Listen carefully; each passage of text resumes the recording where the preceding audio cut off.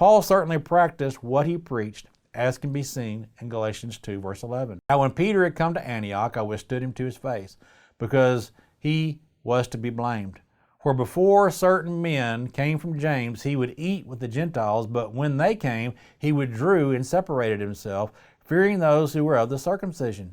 And the rest of the Jews also played the hypocrite with him, so that even Barnabas was carried away with their hypocrisy. But when I saw that they were not straightforward about the truth of the gospel, I said to Peter before them all, if you, being a Jew, live in the manner of the Gentiles and not as the Jews, why do you compel Gentiles to live as Jews?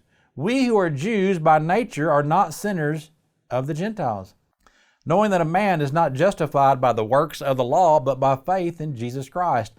Even we have believed in Christ Jesus, that we might be justified by faith in Christ and not by the works of the law. For by the works of the law no flesh shall be justified. But if, while we seek to be justified by Christ, we ourselves are also found sinners, is Christ therefore a minister of sin? Certainly not. For if I build again those things which I destroyed, I make myself a transgressor. For I through the law died to the law, that I might live to God. I have been crucified with Christ. It is no longer I who live, but Christ lives in me.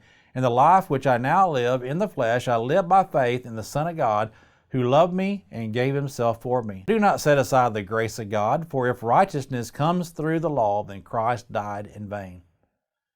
Now, I don't know what Paul felt when he rebuked Peter, but I can tell you that if I were in Paul's shoes, I would have to push myself to rebuke one of these original 12 apostles. I mean, think about who they were. Think about what they represent. Whatever emotions Paul experienced, he did not allow it to keep him from warning Peter and others about their unruly behavior, and neither should we.